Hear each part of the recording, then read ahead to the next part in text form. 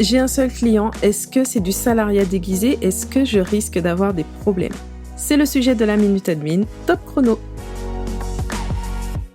Alors, en réalité, la question est beaucoup plus subtile que ça. Ce qui va compter en priorité, c'est de savoir s'il y a un lien de subordination. Donc, tout ce qui va faire dans la relation que vous avez avec votre client, qu'on pourrait penser que c'est plus une relation d'un salarié avec un employeur plutôt qu'un indépendant face à un autre indépendant.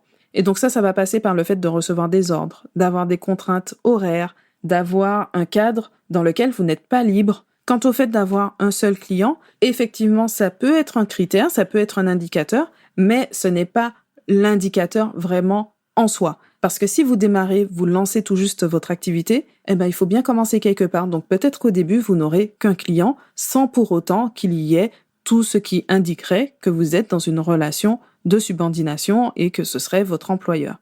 Et bien sûr, on peut élargir aussi cette question au-delà de l'aspect purement légal parce que ça pose question pour sécuriser votre activité dans le fait de dépendre d'un ou deux clients. Donc pour revenir à la question de départ, non, ça ne qualifie pas forcément du salariat déguisé, mais vous pouvez très bien avoir 10 clients et vous retrouver dans cette situation. Il faut voir plus loin que la question simplement du nombre de clients, mais la relation que vous avez avec vos clients. La Minute Admin, c'est le format court du podcast J'aime la paperasse où j'aborde une actualité, une information, une astuce ou alors je réponds à la question d'un auditeur en moins de 2 minutes, montre en main. Pour aller plus loin, retrouvez les épisodes au format long et également les interviews et bien sûr toutes les ressources disponibles sur j'aimelapaperasse.com. Merci pour votre écoute et à bientôt pour un nouvel épisode.